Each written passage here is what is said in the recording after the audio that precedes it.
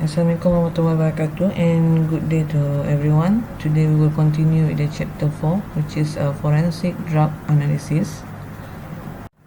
This is the contents for this chapter. We will cover about the types of drug and identification of drugs. For the introduction, forensic drug chemistry uses a series of processes performed in the field or laboratory to detect the presence or absence of controlled substance such as drug. So the chemical analysis performed in the laboratory will be submitted as evidence which detect and identify the illegal drugs, and it will help law enforcement to prosecute offenders. So the result from this analysis serve as a basis for criminal proceeding and help to determine the sentence for the convict offender. So it is important to identify and detect the types of drug, and which will help the law enforcement for the criminal. The classification of drugs. So in this chapter we will cover about 6 category of drug. The first one is opiates or known as narcotic. So ni yang biasa kita dengar. So this narcotic reduce sensation and induce a sleep-like state, which the person takes this opiate types of drug, it will feel relieve the pain, relieve the anxiety, and it may induce the sleep to the person. Such as the example for the drug is heroin, morphine, codeine, and methadone. The next one is hallucinogens. So after an individual's perceptions and may result in illusion and sensory distortion. So the these types of drug basically is a physical active drug which will make people see, hear, and feel the things that he wish to see or feel, which is unseen things lah. So for example, the types of this drug is the LSD, or known as the acid. This is LSD, and then cannabis and other cannabinoids. So the next one, the third one, is the depressant, which is depress the function of the central nervous system and resulting calm, irritability, and anxiety, and it also will may induce sleep. So this type of depressant will slow down the central nervous system function, which make a person feel less anxious and drowsy. So it will reduce the concentration and reflect of the people. So for example, the types of drug is alcohol, which is the ethanol, and then barbiturates, tranquilizer, and various substance that can be sniffed, such as airplane glue, model cement, or aerosol gas propellant lah. So yang kita boleh, yang bukan kita ya, yang people can hidup macam gum kan. So tu adalah types of drug for this category, which is depressant. Okay, the next one is stimulants. So basically stimulant is the opposite sides of the depressant. So it's in the stimulants, the substance taken to increase the alertness or activity, followed by decrease in fatigue and loss of appetite. So basically for the stimulant types of drug, it will stimulate the central nervous system and it will make people become more excited. Therefore, it will cause the people to experience in the increasing of the heart rate and mental alertness. So that's why it will affect the people to become more more panic and sometimes paranoid to something. So this the example of this drug is amphetamines, cocaine, and methamphetamines. Okay, the next one is the club drug or synthetic drug. So the term club drug refer to synthetic drug usually used in the nightclub, bars, and rave. So the example for this type of drug is MDMA, or it call it as ecstasy.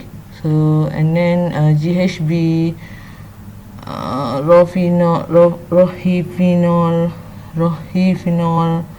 ketamine dan methamphetamine. So ni yang selalu kita dengar lah kan, methamphetamine, ketamin, ecstasy. Yang ni yang selalu kalau you all tengok TV selalu dengar yang ni kan, this type of drug. And the last one is the anabolic steroid. So this will affect the person who take this drug become a mood swing and impair judgment and more aggression lah. So the example for these types of drug is human growth steroids and testosterone. Okay, next we move to the example for each types of drug, which is the first one is the opiates or narcotic. So the example is morphine. So morphine is readily extracted from the opium and is used to synthesize heroin. So this opium is basically is the dried latex obtained from the seed. This is the latex, getah the latex which obtained from the seed of the capsule of opium poppy papaver. This is the plant lah. Okay, opium plant. And then the next one is the heroin. So heroin produce a high that is accompanied by the drowsiness and sense of well-being that generally last for 3 to 4 hours. So dia lagi menghayalkan lah, membuatkan the person which take these types of drug will feel sleepy, feel tired, and then it will make the people more can relieve the pain, and this may induce the sleep basically for 3 to 4 hours. So the addicts frequently dissolve heroin in water by heating it in a spoon and then inject in the skin. So ni kaedah yang digunakan oleh the addict person to use heroin. Okay, the next one is codeine. So codeine is also present in opium, same with the morphine, but it is usually prepared synthetically from the morphine. So dia sama juga berasal daripada opium tadi kan, daripada getah opium tu, opium seed, tapi kebiasaannya codeine ni dihasilkan directly daripada ni lah, morphine. Macam morphine memang direct extract from opium. So this codeine will get the synthesis from the morphine. And then the other types is the other example is the OxyContin, with the active ingredient oxycodone is not derived from opium or morphine. So dia ada ingredient of oxycodone ni lah. So this is usually used for the treatment patient with chronic pain. And the other example is the methadone. So this is another well-known synthetic opiate. Is pharmacologically related to heroin, appears to eliminate the addict desire for heroin while produce minimal side effect. So untuk orang yang addict terhadap heroin, dia lebih kurang lah dengan methadone ni. Maksudnya heroin ni lebih kurang dengan methadone. However, it has a minimal side effect compared with heroin. Okay, next is the second types, which is hallucinogens. The first example is marijuana, which is the famous one. Okay, it's the most controversial drug in this class because its long-term effect on the health are still largely unknown. So this marijuana refer to the preparation derived from the plant cannabis. This is the pokok ganja. Ganja lah. This one. Okay, so marijuana berasal daripada cannabis. So the chemical substance largely responsible for the hallucinogenic properties of marijuana is known as the tetrahydrocannabinol, THC. So this THC THC in the marijuana will make a people feel hallucinogen ni lah. So dia menjadi halusinasi disebabkan kehadiran these properties in this marijuana drug. So marijuana does not cause physical dependency, but the risk of harm is in heavy and long-term use. Okay, other types of hallucinogens include LSD, mescaline, PCP, psilocybin, MDMA, or known as the ecstasy. So ecstasy also in these hallucinogens types of drug. So LSD is synthesis from the lysergic acid and can cause hallucination that can last for 12 hours. Okay, long time for LSD. And then phenylephrine or PCP is often mixed with other drugs such as LSD or amphetamines, and it's sold as a powder. Okay, the powder, capsule or tablet lah.